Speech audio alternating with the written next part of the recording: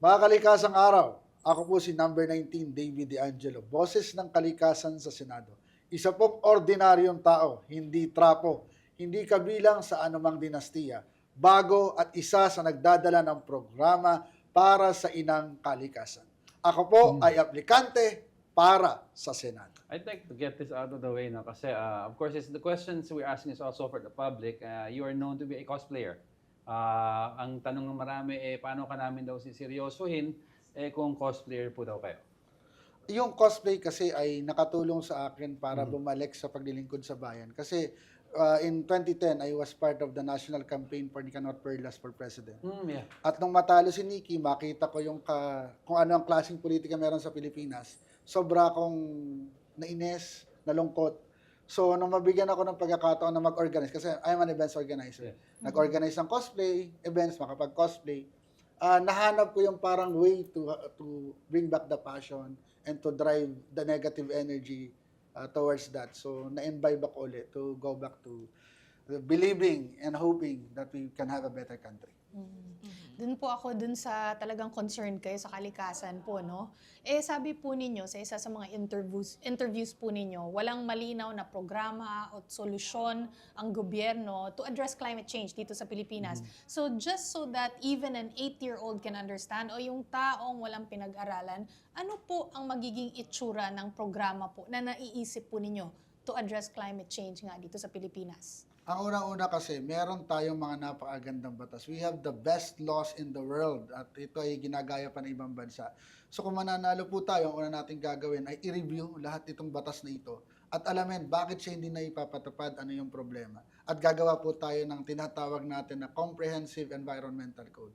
So ang environmental code, kagaya siya ng family code, ng civil code, kung saan andun lahat yung mga batas. Pangalawa, yung deklarasyon natin ng National Climate Emergency, kasi kita nyo naman, sobrang init, simula pa lang ng tag-init, sobra na yung pagbaha at lahat. Kailangan magdeklara ng climate emergency at magkaroon ng isang batas kung saan naalamin ano yung saan tatama yung krisis, anong klaseng pagtama, ano yung climate resilient solutions, yung tamang solusyon sa mga problema at hindi band-aid solutions. For example kasi, yung sa, di ba, yung mga nababagyo, tapos the same houses yung itatayo mo, the same lugar mo sila itatayo, walang solusyon na mangyayari, nag-aaksaya lang tayo. No? But sir, you actually already ran in the senatorial race back in 2022, pero hindi po kayo pinalad.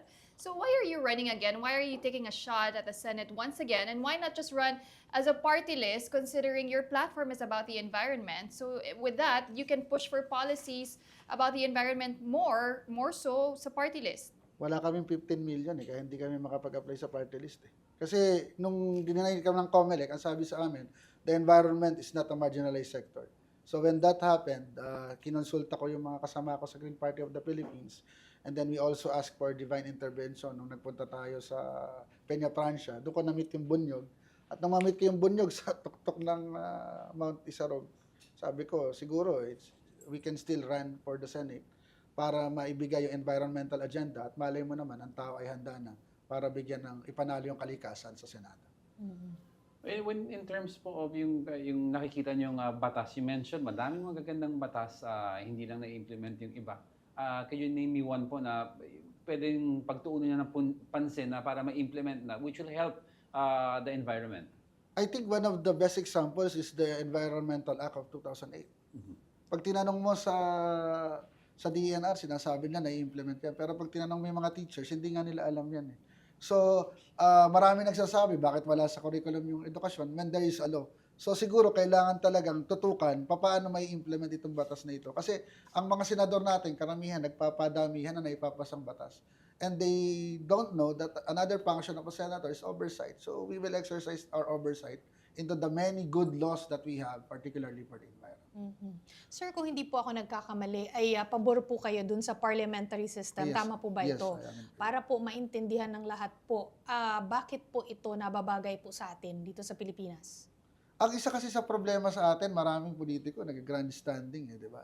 Tapos meron din problema tayo sa politicization ng appointments sa mga department. Pag kasi parliamentary, lahat ng klase ng partido, as long as non-violent ka, pwede kang tumakbo.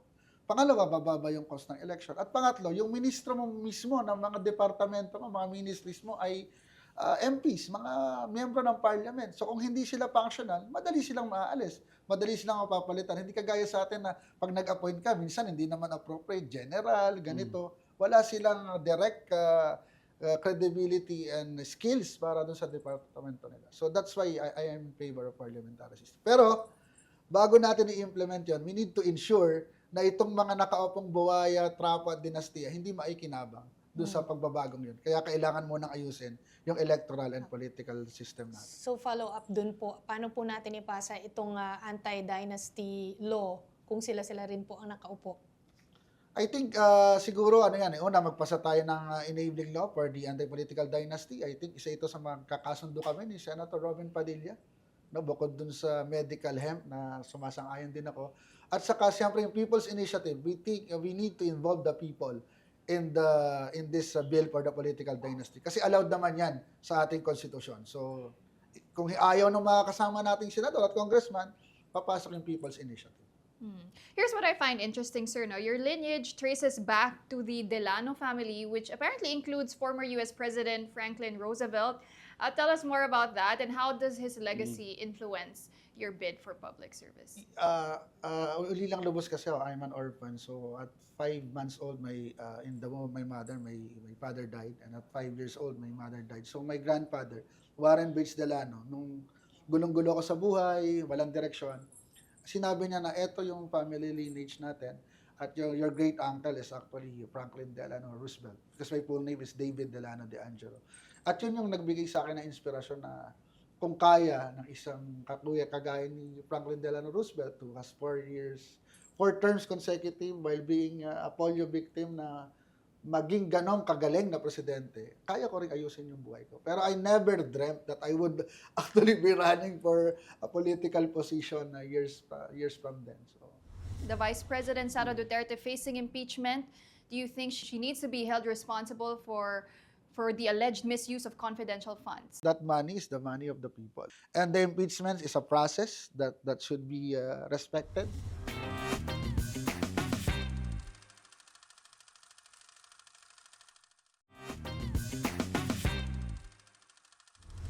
You mentioned something interesting, yung the use of medical marijuana. Yes. How would you, it's already been implemented in several countries, no? But we all know naman may problema tayo dito in terms of how do we control, paano to i-reseta, to ensure na hindi to papasok sa corruption, ano yung safeguards dapat meron? I think siguro ang pinakamaganda dito pag gagawa tayo ng kahit anong batas ay to sit down with all the stakeholders. Not just ako, siyempre, yung lahat ng stakeholders, pati yung against at yung pro, and then to bring in the scientific evidence and the safeguards. Kaya nga mahalaga, hindi lang yung batas pati yung corruption problem, kailangan nilang nating i-address palakasin yung people's participation para ma-address yung corruption Kasi kahit anong gandang batas natin gawin, kapag nandyan yung corruption at hindi mabilis ma-actionan, walang magiging maganda at matinong batas. Patuloy pa rin po ang problema sa basura natin dito sa Pilipinas. Very important to and very big problem. Paano po ninyo, sa tingin po ninyo, paano po dapat susolusyonan?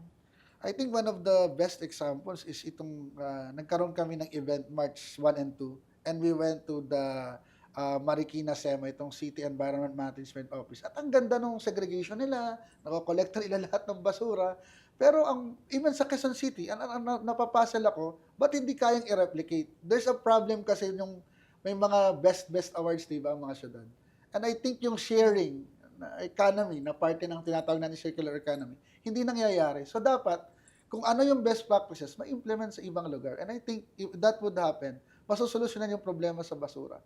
Kasi ang dapat na transition talaga is from the current linear economy to a circular economy. Kasama na yung from the production to the manufacturing to the distribution. Dapat malinaw na dapat babalik ito.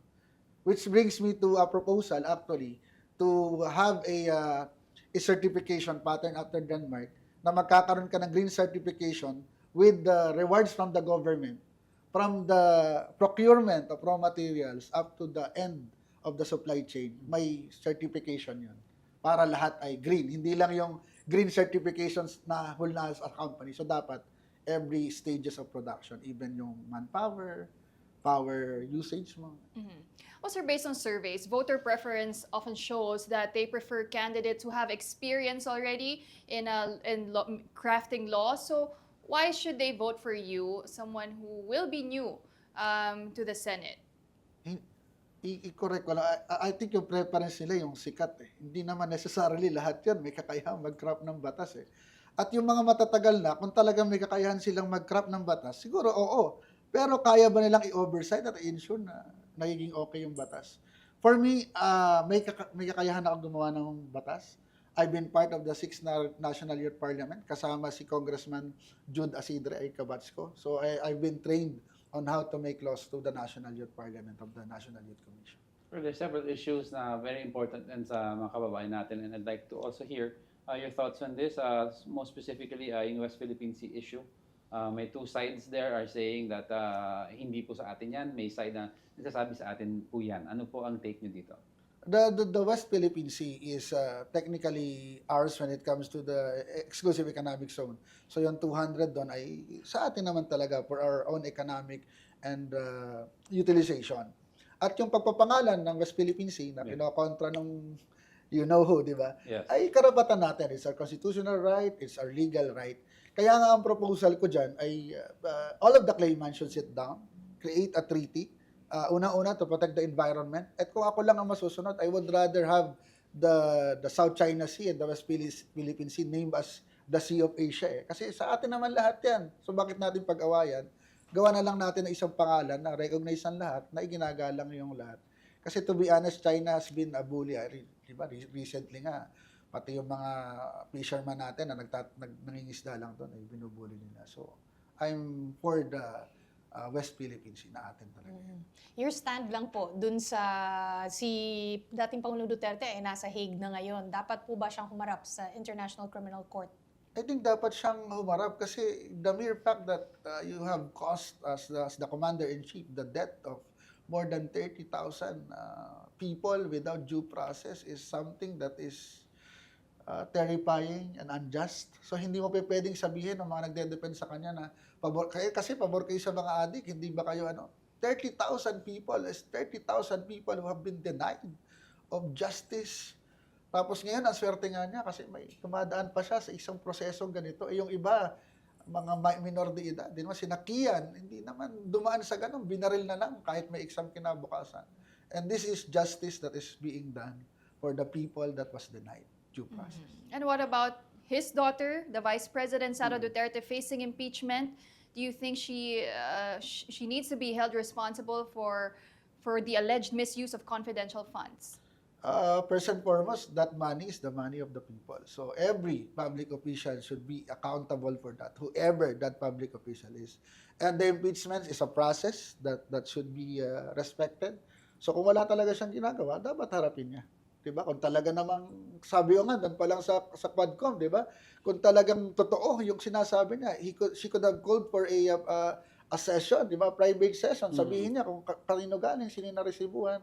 Pero, alam naman natin, siguro, ayaw kong kasi it's still subject to evidences.